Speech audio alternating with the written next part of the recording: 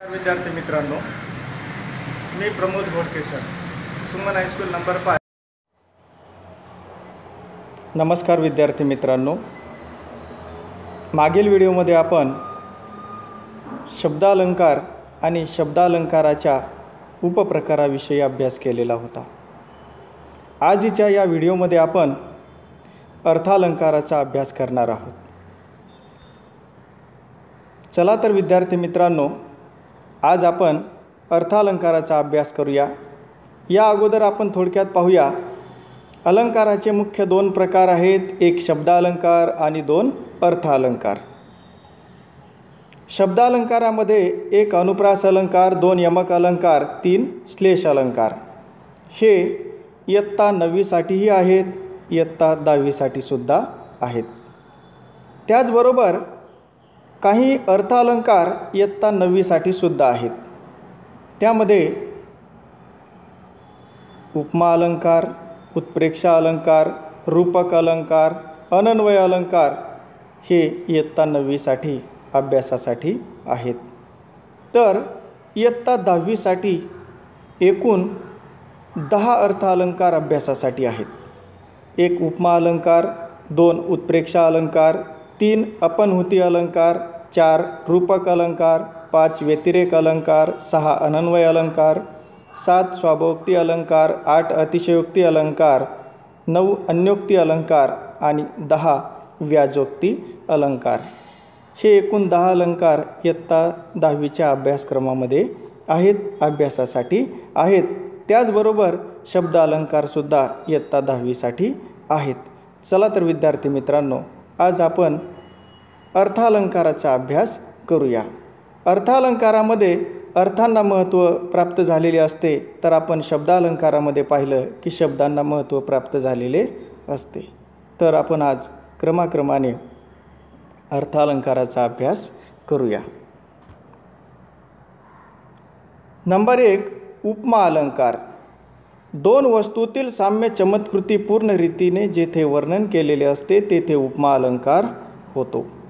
दोन वस्तूतील साम्य, दोन वस्तूंमध्ये असणारा सारखेपणा ज्या ठिकाणी सुंदर पद्धतीने चमत्कृती पूर्ण रीतीने जिथे वर्णन केलेले असते तिथे उपमा अलंकार होतो. उदाहरणार्थ की मुंबईची घरे मात्र लहान कबुतराच्या खुराड्यासारखी. मुंबईची घरं अतिशय लहान असतात, तर कवी म्हणतात ती कशी असतात? कबुतराच्या खुराड्यासारखी. कबुतराचा खुराडा अगदी या घरांसारखाच असतो असं म्हटलेलं आहे. उभ्या आडव्या फळ्या लावलेल्या असतात, वरून एक जाळीचा दरवाजा लावलेला असतो आणि आतमध्ये हे लहान लहान कप्पे असतात. अशीच अवस्था मुंबईच्या घरांची आहे. दोन्हीमध्ये असणारा सारखेपणा. दुसरं उदाहरण आहे, सावळाच रंग तुझा पावसाळी नभापरी. सावळा रंग आणि आकाशामध्ये असणाऱ्या ढगांचा सावळा रंग कसा आहे? अगदी एकसारखा आहे. दोन वस्तूंमध्ये असणारा सारखेपणा. परीक्षेमध्ये उपमा अलंकाराचं जर उदाहरण आलेलं असेल तर आपण कसे ओळखू शकतो? तर या उदाहरणांमध्ये सारखा, जसा, जेवी, सम, सदृश्य, गत, परी, समान यासारखे शब्द आलेले असतात. त्यामुळे हा अलंकार आपल्याला परीक्षेमध्ये अगदी सहज ओळखता येईल. पुढील अलंकारांचा अभ्यास करण्याच्या अगोदर आपण उपमेचा 4 घटकांचा अभ्यास करूया. उपमेय म्हणजे काय? ज्या वस्तूची तुलना करावयाची ती वस्तू. उपमान म्हणजे ज्या वस्तूशी तुलना करावयाची ती वस्तू. साधारण धर्म म्हणजे दोन वस्तूंमध्ये असलेला सारखेपणा. आणि 4 साम्यवाचक शब्द म्हणजे सारखेपणा दाखविणारे शब्द. पुढील अलंकारामध्ये उपमेय, उपमान हे शब्द वारंवार येतील. त्यासाठी या ठिकाणी आपल्याला हे माहीत असणं आवश्यक आहे. उत्प्रेक्षा अलंकार. उत्प्रेक्षा म्हणजे कल्पना करणे. उपमेय हे जणू उपमानच आहे असे जेथे वर्णन केलेले असते तेथे उत्प्रेक्षा अलंकार होतो. उपमेय हे जणू उपमानच आहे असे जेथे वर्णन केलेले असते तेथे उत्प्रेक्षा अलंकार होतो. परीक्षेमध्ये उत्प्रेक्षा अलंकाराचं जर उदाहरण आलेलं असेल आणि तो जर आपण कसा ओळखायचा हा अलंकार, तर उदाहरणांमध्ये जणू, जणू काय, गमे, वाटे, भासे, की यासारखे साम्यवाचक शब्द येतात. या शब्दांवरून आपण सहज ओळखू शकतो की हा उत्प्रेक्षा अलंकार आहे. आता आपण उदाहरणाद्वारे अलंकाराचं स्पष्टीकरण पाहू. उपमेय हे जणू उपमानच आहे असे जेथे वर्णन केलेले असते. अत्रीच्या आश्रमी नेले मज वाटे, माहेरची वाटे खरेखुरे. अत्री ऋषींच्या आश्रमामध्ये गेल्यानंतर मला माझ्या माहेरीच आल्यासारखं वाटतं. या कवितेमध्ये स्त्री म्हणते की अत्री ऋषींच्या आश्रमामध्ये गेल्यानंतर जणू काही मला असं वाटतं की मी माझ्या माहेरीच आलेली आहे, माहेरच्या घरी आलेली आहे. उपमेय हे जणू उपमानच आहे. बघा, दुसरं उदाहरण आहे. किती माझा कोंबडा मजेदार, मान त्याची कितीतरी बाकदार. शिरोभागी तांबडा तुरा हाले, जणू जास्वंदी फूल उमललेले. अर्धपायी पांढरीशी विजार, गमे विहंगातील बडा फौजदार. अतिशय सुंदर उदाहरण आहे. किती माझा कोंबडा मजेदार, मान त्याची कितीतरी बाकदार. शिरोभागी तांबडा तुरा हाले. कोंबड्याच्या डोक्यावर, मस्तकावर लाल रंगाचा जो तुरा असतो, त्या तुऱ्याकडे पाहिल्यानंतर कवी म्हणतात की जणू काही जास्वंदी फूल उमललेले. अर्धपायी पांढरीशी विजार. त्या कोंबड्याच्या पायाकडे पाहिल्यानंतर त्याचे जे पाय आहेत पांढऱ्या रंगाचे, ते पाहिल्यानंतर कवी म्हणतात गमे विहंगातील बडा फौजदार. जणू काही हा कोंबडा कसा दिसत आहे त्या पायाकडे पाहिल्यानंतर बडा फौजदारच वाटत आहे. फौजदार आणि त्यांच्या पायामध्ये असणारा पांढऱ्या रंगाचा तो बूट, दोन्ही कसे आहेत, एक समानच आहेत. म्हणून या ठिकाणी उपमेय हे जणू उपमानच आहे असे जिथे वर्णन केलेले असते तेथे उत्प्रेक्षा अलंकार होतो. पुढचा अलंकार आहे 3ऱ्या क्रमांकाचा अपनहुती अलंकार. अपनहुती अलंकार उपमेयाचा निषेध करून ते उपमानच आहे असे जेव्हा सांगितले जाते तेव्हा अपनहुती हा अलंकार होतो. उपमेयाचा निषेध करून ते उपमानच आहे. उपमेय म्हणजे ज्या वस्तूची तुलना करायची ती वस्तू, उपमान म्हणजे ज्या वस्तूशी तुलना करायची ती वस्तू. उपमेयाचा निषेध करून ते उपमानच आहे असे जेव्हा सांगितले जाते. उदाहरणार्थ, मानेला उचलितो बाळ मानेला उचलितो, नाही ग बाई फणा काढून नाग हा डोलतो. बाळ मानेला उचलत आहे, नाही नाही, तर या ठिकाणी फणा काढून नाग हा डोलत आहे. सुरुवातीला उपमेयाचा निषेध केलेला आहे तर त्या ठिकाणी ते उपमानच आहे. म्हणजे बाळ मानेला उचलत नसून फणा काढून नाग हा डोलत आहे. दुसरं उदाहरण, छे हे सीतेचे मुख नव्हेच, हा तर चंद्रच आहे. हे सीतेचे मुख नव्हेच, हा तर चंद्रच आहे. अशा प्रकारे या ठिकाणी उपमेयाचा निषेध केलेला आहे आणि ते उपमानच आहे असे सांगितले आहे. पुढचा 4थ्या क्रमांकाचा अलंकार आहे रूपक अलंकार. उपमेय व उपमान यात एकरूपता आहे, ती भिन्न नाहीत असे वर्णन जेथे केलेले असते तेथे रूपक अलंकार होतो. उपमेय व उपमान यात एकरूपता आहे, ती भिन्न नाहीत असे वर्णन जिथे केलेले असते तिथे रूपक अलंकार होतो. उदाहरणार्थ, लहान मूल म्हणजे मातीचा गोळा, आकार द्यावा तशी मूर्ती घडते. मातीचा गोळा असतो, पाहिजे त्याला आपण तसा आकार देऊ शकतो.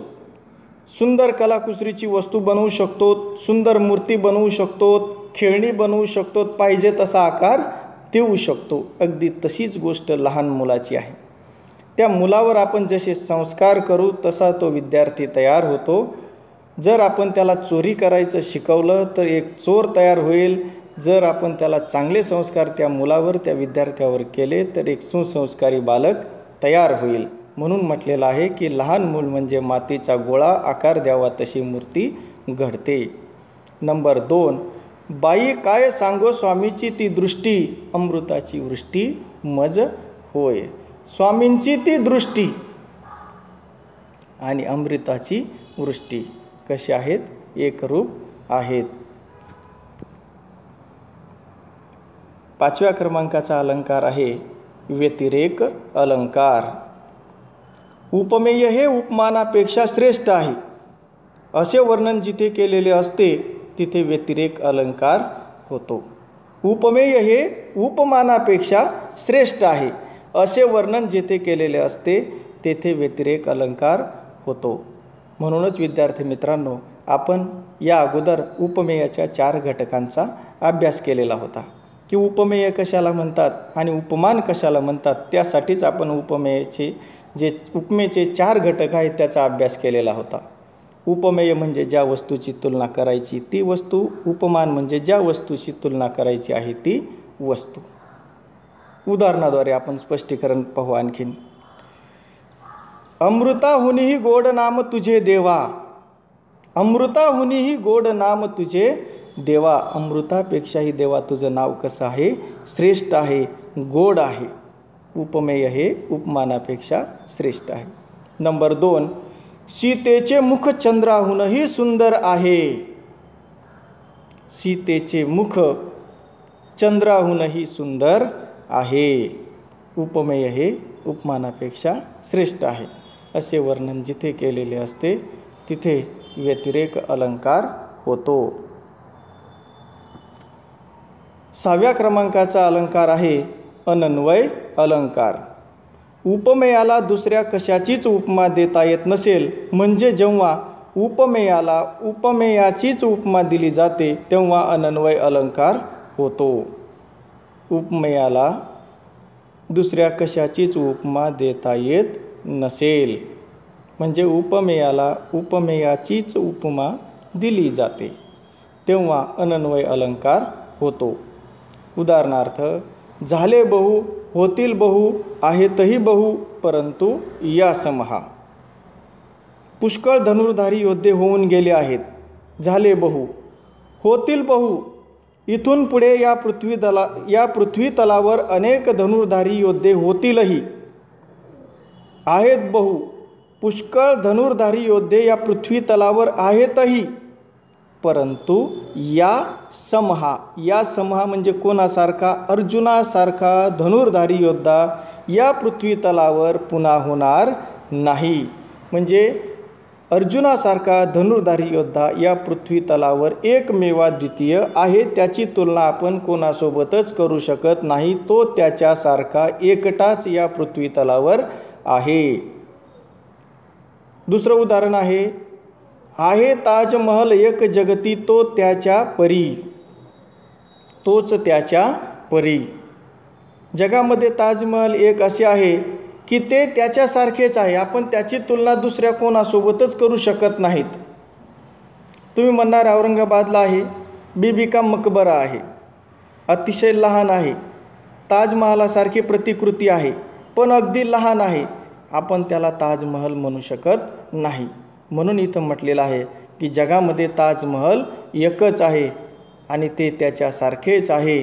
त्याच्यासारखे जगामध्ये दुसरे कोणीही नाही. त्याच्या इतके सुंदर वास्तू दुसरे कुठेच नाही.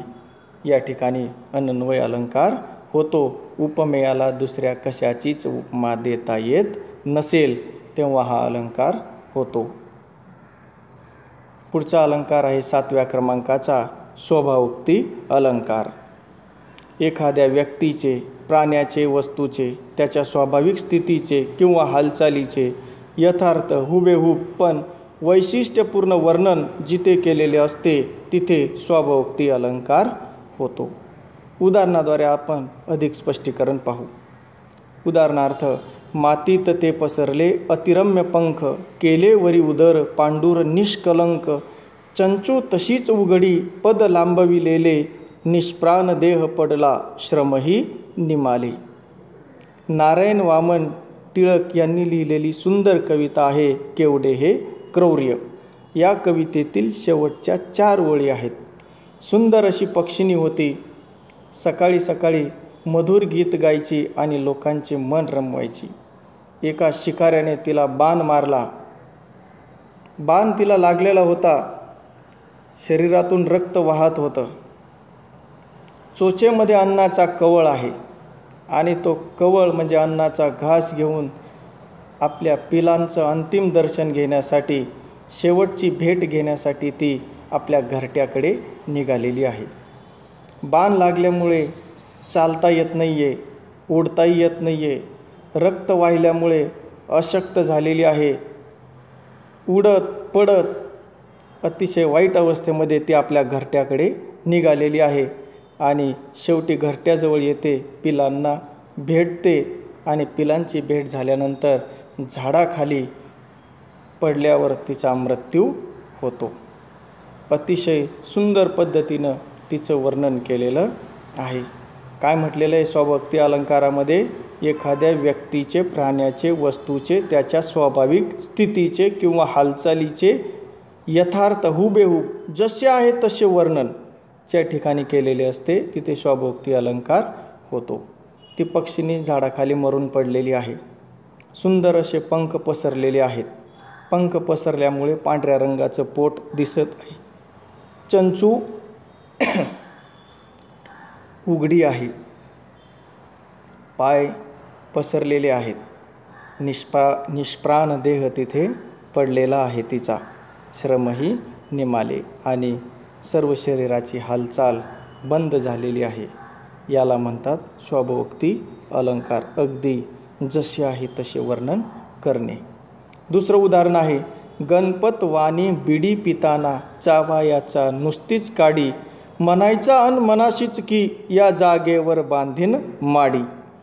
मिचकावुनी मग उजवा डोळा आणि उडवुनी डावी भिवई, भिरकावुनी ती तशीच द्यायचा लकेर बेचव जैसा गवई. गणपतवाणी होता. तो एका ठिकाणी बसलेला असायचा. बिडी प्यायचा. बिडी पिताना दातामध्ये काडी चावायचा आणि मनामध्ये वेगवेगळ्या अनेक विचार त्याच्या येत असायचे. बिडी पित असताना, काडी चावत असताना काय म्हणायचा?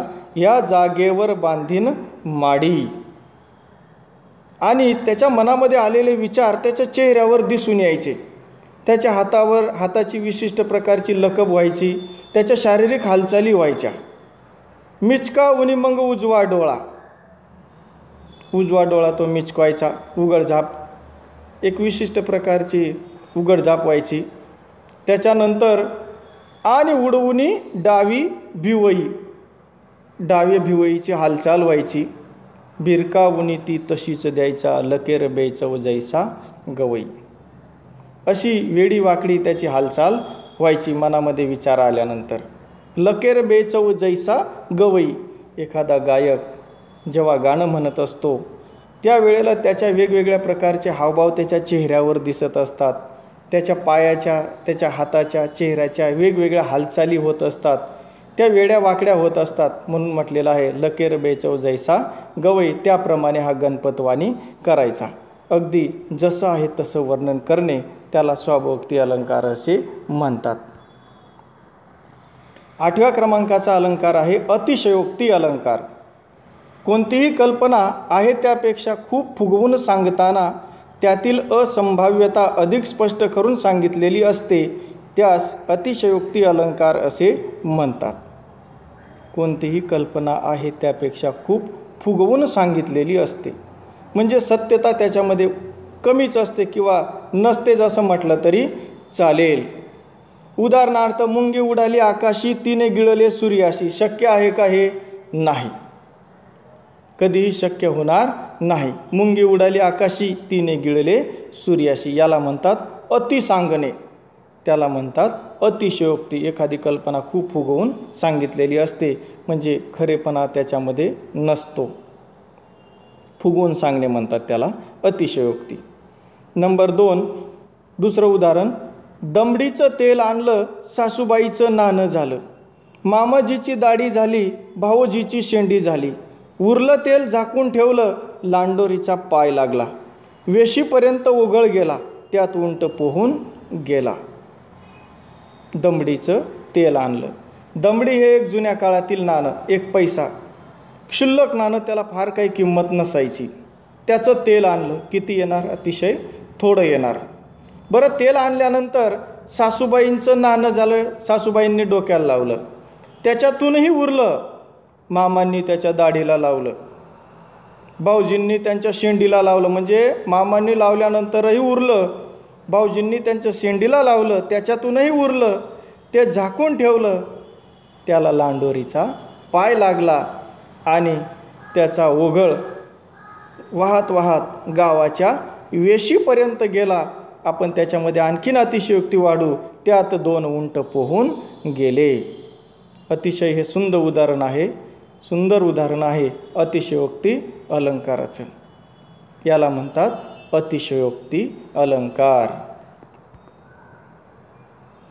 9व्या क्रमांकाचा अलंकार आहे अन्योक्ती अलंकार. अन्योक्ती म्हणजे दुसऱ्याला उद्देशून केलेली उक्ती. कित्येक वेळा स्पष्टपणे एखाद्या व्यक्तीला बोलता येत नाही. अशा वेळी ज्याच्याबद्दल बोलायचे आहे त्याच्याबद्दल काहीच न बोलता दुसऱ्याबद्दल बोलून आपले मनोगत व्यक्त करण्याची जी पद्धत असते त्यास अन्योक्ती असे म्हणतात. उदाहरणार्थ, लेकी बोले सुने लागे. घरामध्ये सासू आणि सुनेचं छोटं मोठं असं भांडण चालूच असतं, प्रत्येक ठिकाणी चालू असतं. त्यामध्ये सासूला स्पष्टपणे सुनेला टोचून बोलता येत नाही, किंवा स्पष्टपणे जर सुनेला काही बोलण्यात आलं तर लगेच घरामध्ये भांडण सुरू होतं. त्यामुळे सासू काय करते, आपल्या मुलीला बोलते, जे काही बोलायचं आहे सुनेला, पण अप्रत्यक्षरित्या ती आपल्या मुलीला बोलते. पण घरामध्ये असणारी सूनही फार हुशार असते. तिलाही माहिती असतं की सासू हे आपल्या मुलीला बोलत नसून आपल्यालाच बोलत आहेत. याला म्हणतात लेकी बोले सुने लागे, अन्योक्ती अलंकार. दुसरं उदाहरण आहे, येथे समस्त बहिरे बसतात लोक, का भाषणे मधुर तू करीशी अनेक, हे मूर्ख यास किमपीही नसे विवेक, रंगावरून तुझला गणतील काक. कवी या कवितेत कोकिळेला उद्देशून बोलत आहे. कोकिळेचे निमित्त करून कवी जरी काही म्हणत असला तरी अरसिक जगापुढे आपल्या कलेचे प्रदर्शन करणाऱ्या रसिकाला उद्देशून त्याला बोलायचे आहे. जग कलेचे चीज न करता बाह्य स्वरूपावरून त्याची किंमत करत असते, हे येथे मोठ्या खुबीने व्यक्त केलेले आहे. याला म्हणतात अन्योक्ती अलंकार. आणि शेवटचा 10व्या क्रमांकाचा अलंकार आहे व्याजोक्ती अलंकार. एखाद्या गोष्टीचे खरे कारण लपवून दुसरेच कारण देण्याचा जेथे प्रयत्न होतो तेथे व्याजोक्ती हा अलंकार होतो. उदाहरणार्थ, येता क्षण वियोगाचा पाणी नेत्रामध्ये दिसे, डोळ्यात काय गेले हे म्हणून नयना पुसे. व्याजोक्ती अलंकार. एखाद्या गोष्टीचे खरे कारण लपवून दुसरेच कारण देण्याचा जेथे प्रयत्न होतो तेथे व्याजोक्ती अलंकार होतो. येता क्षण वियोगाचा पाणी नेत्रामध्ये दिसे. सून असते, माहेरी निघालेली असते आणि माहेरी जात असताना, आपल्या सासरला सोडून जात असताना तिच्या डोळ्यामध्ये पाणी येत आहे. डोळ्यामध्ये पाणी आल्यानंतर तिची मैत्रीण तिला विचारते की तुझ्या डोळ्यात पाणी का बरं येत आहे असं, किंवा का आलेलं आहे. तर ती काय म्हणते की डोळ्यामध्ये काहीतरी कचरा वगैरे गेलेला असेल, त्यामुळे डोळ्यामध्ये हे असं पाणी येत आहे आणि ती डोळे पुसत आहे. पण आपल्याला माहीत आहे की तिच्या डोळ्यामध्ये का पाणी येत आहे, म्हणजे खरं कारण तिने या ठिकाणी लपवलेलं आहे. म्हणूनच याला व्याजोक्ती अलंकार असे म्हणतात. एखाद्या गोष्टीचे खरे कारण लपवून दुसरेच कारण जिथे सांगितले जाते तिथे व्याजोक्ती हा अलंकार होतो.